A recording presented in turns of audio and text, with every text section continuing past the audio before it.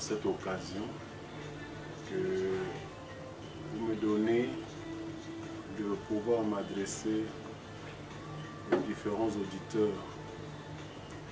Je salue ces auditeurs qui suivront cette interview, en particulier nos frères et sœurs de la communauté famille chrétienne qui n'habitent pas le pays. Je considère ceci comme une grâce particulière et un moment favorable. Je bénis le Seigneur pour cette occasion en souhaitant que tout se passe bien et que nos échanges soient fructueux. Merci. Merci, Papa Berger. Nous passons aux petites questions que nous avons prévues. La première question: comment la communauté famille chrétienne de Kinshasa se prépare-t-elle à l'arrivée de la sainteté Saint-Père à Kinshasa? Très bien. La communauté famille chrétienne fait partie de l'Église catholique. C'est la conférence épiscopale du Congo et l'archidiocèse de Kinshasa qui ont la responsabilité d'organiser l'accueil du Saint-Père François, qui sera avec nous à Kinshasa du 2 au 5 juillet prochain. La communauté famille chrétienne est une grande association sur laquelle l'Église compte. Nous accompagnons ces préparatifs dans la prière, dans une prière intense. Tous nos membres sont mobilisés pour cela.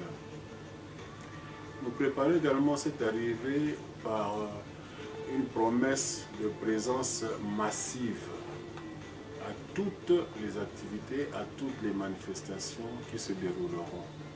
Parce que c'est vraiment une grâce particulière pour nous que le Saint-Père vienne au pays après plus de 30 et quelques années depuis que le pape Jean-Paul II est venu. Donc nous sommes là. Un de nos aumôniers est retenu dans l'organisation. À travers lui, nous sommes donc impliqués directement dans tous les préparatifs. Nous y travaillons. Et alors, quel est l'historique et l'impact de la communauté famille chrétienne dans le couple et dans les familles? Bon, vous savez que avec notre Dieu, rien ne se fait au hasard. Le Seigneur a voulu que du milieu des laïcs, comme dirait le pape François, de la périphérie de l'Église, naisse un mouvement qui est devenu une association pour l'encadrement des familles, père, mère et enfants. Nous travaillons de plusieurs manières à travers les activités spirituelles, mais aussi humaines, scientifiques même, à l'encadrement de ces familles.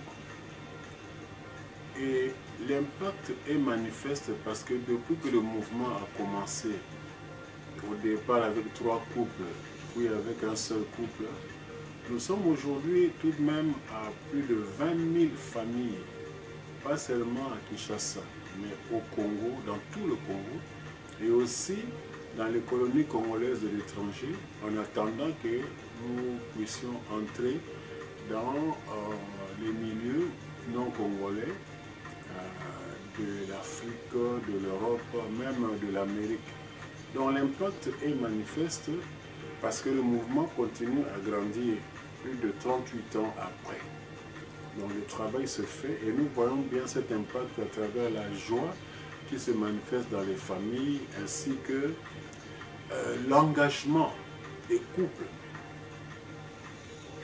et des familles à vivre réellement les valeurs que nous leur présentons. Alors, vous personnellement, est-ce que vous sentez une différence entre la communauté famille chrétienne au pays et celle qui est dans la diaspora? Oui, Il y a une différence. Et c'est à quel niveau aussi? Oui, oui. Il y a une différence à plusieurs niveaux. Notamment, la vie au pays n'est pas tout à fait la même pour un couple congolais qu'à l'extérieur du pays. Vous savez, au pays, nous sommes portés par nos traditions, nous sommes portés par des valeurs que nous avons reçues de nos parents, de nos grands-parents. Et le milieu africain en général est un milieu qui soutient et qui protège la famille. Quand un Congolais va à l'extérieur, il trouve d'autres réalités. Parlons particulièrement de l'Europe ici. La conception de la famille n'est pas la même. La situation de la famille est perturbée. Et il faut que nos couples ici, nos familles ici, s'adaptent à ces réalités tout en préservant l'essentiel qui est la stabilité de la famille dans le contexte de la parole de Dieu, ce qui n'est pas évident, ce qui est vraiment difficile. Mais nous sommes fiers de ce que ces couples de la diaspora, comme vous dites, continuent effectivement ce combat de la préservation, de la défense et de la promotion des valeurs familiales à travers leur engagement chrétien. Parce que finalement, c'est ça qui est le plus important. C'est notre engagement chrétien qui ne tient pas compte des petites différences locales et qui, pour l'essentiel, concerne le message évangélique que nous devons défendre et propager. Oui, alors quels sont les conseils que vous pouvez donner à ces couples-là de la diaspora, là où il y a vraiment beaucoup de problèmes au niveau des familles, il y a toujours des disputes par rapport à des réalités sur terrain. Au niveau des enfants aussi, il y a toujours des problèmes parce que les réalités, peut-être du point de vue financier, peut-être du point de vue matériel et autres, et voire même spirituel, ça divise un peu. Et quel conseil que vous allez donner en tant que notre papa, doyen de couple? Oui, le premier conseil consistera à rappeler qu'il est possible de continuer à vivre ce message évangélique sur toutes les latitudes et face à toutes sortes de problèmes. Le message évangélique, il est éternel. Maintenant, il y a des situations particulières. Il y a la vie du couple, qui a un autre rythme que le rythme africain. Ce n'est pas un problème. C'est vrai qu'un mouvement qui naît en Afrique, venir en Europe, venir en Amérique, peut poser des problèmes au niveau de l'organisation des activités, au niveau de la vie concrète. Mais pourquoi est-ce que les mouvements créés en Europe, en Amérique, ont pu s'adapter à l'Afrique? Pourquoi pas l'inverse? L'inverse est possible. Il suffit pour cela de savoir distinguer l'essentiel et l'accessoire. L'essentiel, c'est que le couple doit rester uni. Le couple ne peut pas se séparer. Le couple doit vivre dans la transparence, dans la vérité. Alors, ils doivent être portés par des activités communes, organisées, sans déranger le rythme du travail par les responsables. En ce qui concerne les enfants, c'est vrai, les enfants ici n'ont pas le même encadrement que chez nous en Afrique. Les enfants ont plus de tendance à une liberté et même à un certain libertinage, compte tenu de ce qu'ils apprennent en dehors de la maison. Nous avons créé depuis quelque temps un mouvement issu de la famille chrétienne qui s'appelle GEFAC, c'est-à-dire Jeunesse de la famille chrétienne, qui est dirigé entièrement par les enfants, sans interférence directe des parents. Il faudrait que, même dans nos milieux ici de la diaspora, que les parents osent faire confiance aux enfants pour les laisser organiser ces mouvements à leur manière, tout en respectant les valeurs fondamentales que défendent les parents. En ce moment-là, ils le feront en vivant à leur rythme, en vivant selon leur conception. Nous parlons de génération Android. D'accord, mais comment justement intégrer ces réalités? Comment faire en sorte, par exemple, que les moyens de communication, là, les nouvelles techniques de l'information et de la communication n'interfèrent pas trop dans la famille? Les enfants eux-mêmes peuvent trouver un rythme là-dessus, pourvu que les parents les laissent prendre des initiatives tout en les soutenant, pas seulement de leur prière, mais de leur présence aussi et de leurs conseils. Voilà. Est-il donc ainsi souhaitable que la famille prie ensemble avec papa, maman et les enfants? Pas seulement souhaitable, c'est ce que nous faisons dans la communauté famille chrétienne. Parce que la prière de la famille est très forte. On est habitué dans notre église à prier individuellement, pour le papa à part, la maman à part, mais une des découvertes de la communauté famille chrétienne, c'est justement de faire en sorte que papa, maman prient ensemble avec les enfants. C'est un apprentissage, mais une fois qu'on a réussi cet apprentissage-là, on est heureux. On est heureux parce que la prière unit, la prière édifie, la prière rassure. Et j'ai toujours dit que c'est très impressionnant pour des enfants de voir cet homme-là important qui est le papa, s'agenouiller avec eux, prier ensemble avec eux, le même Père. Et cet effort-là est non seulement souhaitable, mais réalisable et réalisé au sein de la communauté. Donc nous demandons aux différentes familles de continuer, de persévérer dans cette voie. Et c'est dans la prière aussi qu'on peut régler certains conflits, certains malentendus, parce que la prière est accompagnée en même temps de moments d'échange, des moments de partage dans la vérité, et dans l'humilité surtout, parce que les parents ne doivent pas se prendre pour Dieu le Père. Les parents, comme les enfants, sont tous issus du même Père et ils peuvent partager leur expérience ensemble. Alors, quel est l'impact ou l'importance de la prière en famille chrétienne, dans une famille chrétienne? Je viens de dire, cette prière permet aux uns et aux autres de communier à la même réalité, aux mêmes valeurs. Cela leur permet de se savoir porter les uns les autres. Parce qu'en ce moment-là, quand il y a des problèmes, on les partage et on les confie ensemble en tant que famille à la même source. Et nous savons que pour nous, ce Dieu-là agit réellement dans la vie de chacun de nous. Ce n'est pas un Dieu mort, c'est un Dieu qui est vivant et qui agit. Et nous avons évoqué les parents. Cela dit, que doivent faire les enfants pour leur famille? Quelles sont les responsabilités que les enfants puissent prendre pour leur famille aussi? Vous savez, chaque parent souhaite toujours que son enfant réussisse sa vie. Alors, pour réussir sa vie, le parent met tout en œuvre, des moyens matériels, des moyens spirituels, des moyens financiers, des moyens humains. Donc, le premier devoir de l'enfant, c'est quand même de répondre aux attentes des parents.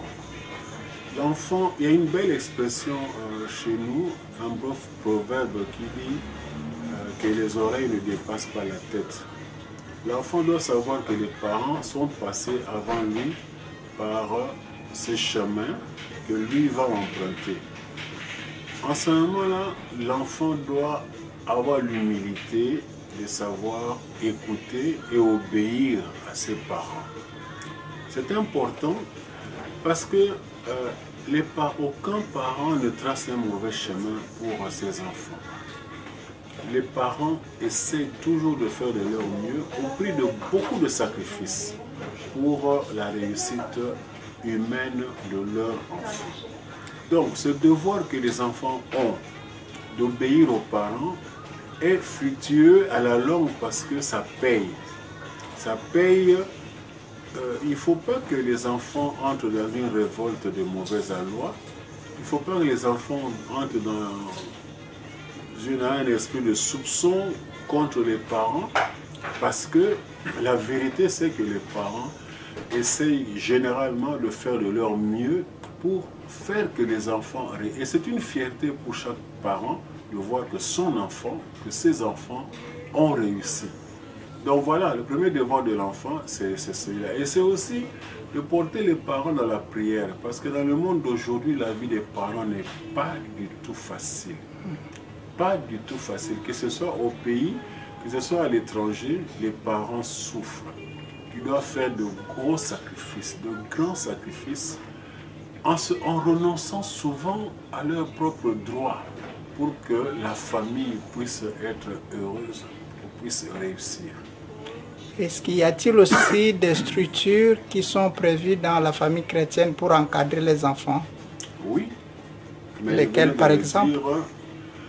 Je venais de le dire, avant tout c'était une commission d'encadrement des enfants de la famille chrétienne dirigée par les parents. Maintenant, nous avons créé un mouvement de jeunesse que nous avons dénommé Jeunesse de la famille chrétienne. Et ce mouvement-là est en train de s'implanter. Il est dirigé totalement par les enfants eux-mêmes. Et les parents sont en arrière-fond pour les encadrer, mais c'est eux-mêmes. Le président de ce mouvement est un jeune célibataire, comme tous les jeunes. Et on les appelle les grands jeunes. Et il est en train de faire une implantation de structures un peu partout, au niveau diocésain, au niveau paroissial, un peu partout, pour que le mouvement puisse agir. Et ce mouvement est déjà reconnu au niveau de l'archidiocèse de Kinshasa, qui est l'archidiocèse de départ. Et petit à petit, il va s'implanter partout. Et nous espérons également dans les communautés et familles chrétiennes de la diaspora, ce mouvement pourra également s'implanter prochainement. Oui, mais dans la vie, avoir une famille stable, c'est-à-dire une famille là où on trouve la paix, l'amour, et certes, c'est le vœu de chacun de nous. Mais alors, vivre ensemble quotidiennement du couple et de la famille, on se heurte des obstacles, des grands et des petits, ou des difficultés, pas au moins par rapport aux objectifs que les gens veulent atteindre, mais par rapport aux difficultés actuelles du monde. Vous, qu'est-ce que vous pouvez dire? Moi, là, j'invoque par exemple un papa qui travaillait, mais par après, il est tombé en chômage, il n'a plus de moyens. Un papa qui tombe malade, il n'a plus de moyens d'aller chercher l'argent. Est-ce que nos mamans, nos frères, sont-ils capables d'encadrer ces pareilles difficultés? Et quels sont les conseils spirituellement que vous pouvez donner par rapport à ces actes-là? Vice-versa, ça peut être l'homme, ça peut être aussi la femme.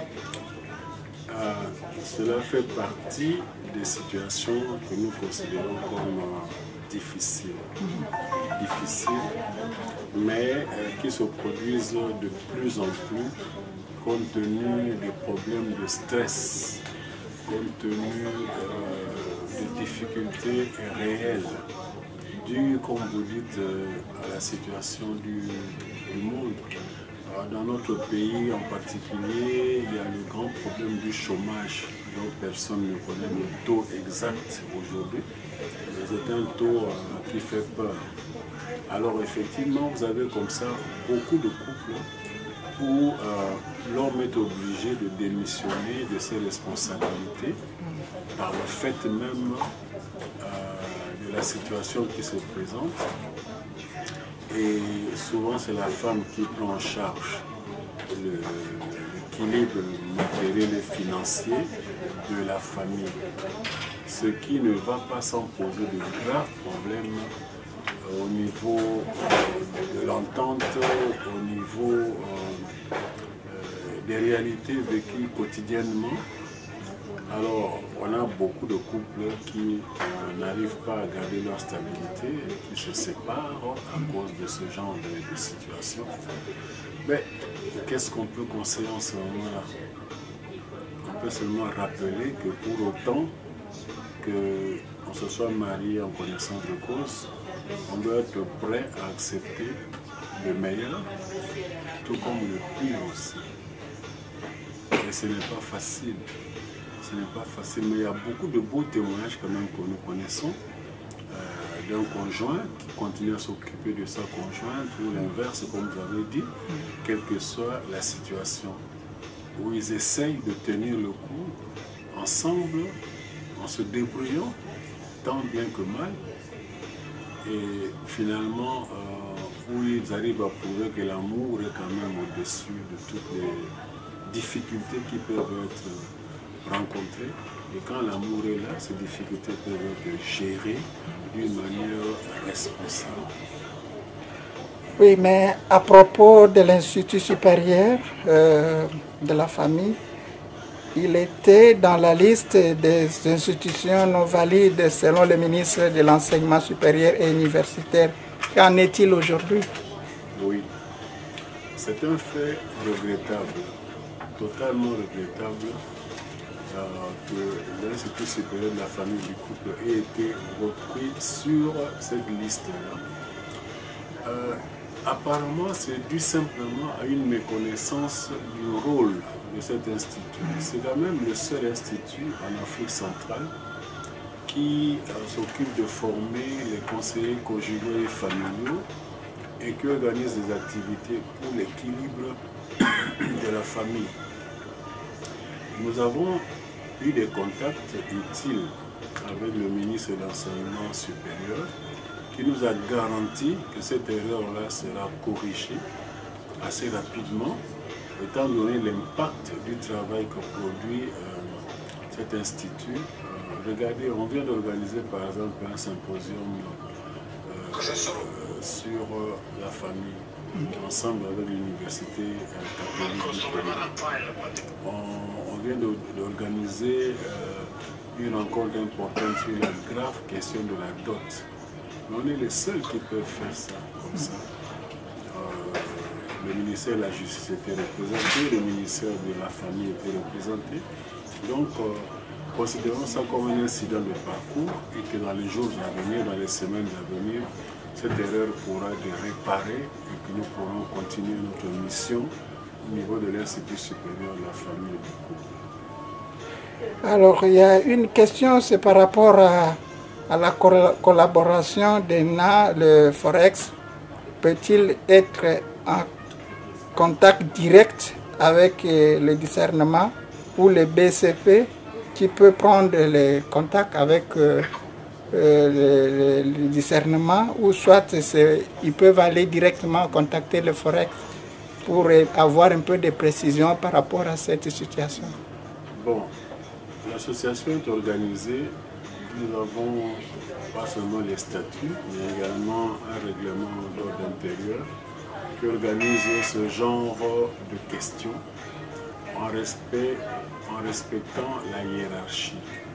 Un noyau d'affermissement est créé par le discernement sur demande de responsables locaux que sont le berger des communautés locales, le berger coordinateur de poule, qui font rapport et le discernement approuve. Donc, suivant le parallélisme des formes, le contraire se passe également de la même manière. Avant que le discernement dissolve un noyau d'affermissement, les choses doivent être vérifiées au niveau local par les responsables à travers la structure Forex, qui est la commission de formation, de réflexion et d'expansion, dont c'est les attributions.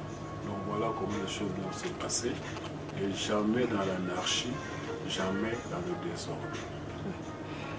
Mais je crois qu'il y avait une question qui m'a été demandée. Est-ce que vous pouvez estimer un peu partout dans le monde la famille chrétienne, la communauté famille chrétienne est représentée dans combien de pays par rapport à 5 continents? Alors, je dis au pays, nous sommes dans tout le pays. En Afrique, nous sommes en Afrique du Sud, dans plusieurs villes, en Angola, à Luanda, Cabinda, Congo-Brazzaville, à Pointe-Noire et bientôt à Brazzaville. Nous venons de remettre les pieds au Gabon, à Libreville. Alors, sur le continent américain, nous sommes à Montréal et dans certains États des États-Unis, je ne saurais pas vous dire de mémoire ces États, mais des noyaux qui ont commencé dans au moins 2 États. Alors, sur le continent européen, nous sommes en Belgique, à Bruxelles, en Wallonie, si je ne m'abuse, et en Flandre également, et à Paris, dans la ville de Paris. Voilà un peu ce que représente notre présence à travers le monde. Mais nous sommes toujours en pleine expansion. Alors, votre dernier mot, dernier conseil qui donne un peu la joie, vraiment là, on n'a même pas l'envie d'arrêter cette interview, mais sinon on vous demande le dernier mot en lingala, en français aussi, et ceux qui aiment bien la langue lingala aussi. Le dernier mot, c'est un mot d'encouragement. Ce que nous faisons vaut la peine d'être fait. La preuve, c'est que cela tient le coup depuis 38 ans. C'est difficile, vous savez, pour une association de Congolais de tenir comme ça 38 ans sans se diviser, sans se disputer, en continuant à marcher sur le même fil. Alors, quand nous voyons également les effets que cela produit sur les familles, nous ne pouvons que dire gloire à Dieu et demander que chacun de nous persévère. Parce que en faisant ce travail, nous récoltons nous-mêmes aussi les fruits directement. Alors, on a ici dans des communs sur Mbote Mingi, Penatoni, Bango Botondi, Penzana Mosala, Bazali Kosala, Nandenge Bazali Komi Pesa, Namosala Yanzambe, Pote Manso, Maleka, Malamu. Ezali mosala ya ntina penza po libota lelo ezali eloko ya motuya na miso ya eklesia. Toyeba te awa toza kosala mosala wana nzambe mpe azali komona mpe litomba eza kokwelaka libota moko moko na biso. Nkolo ye moko apambola bino, abatela bino mpe asala te bolingo na ye, esengo na ye, kimia na ye ezala na moko moko na bino. Na kati ya mabota, na kati ya mitema, Nzambe azwa lokumu.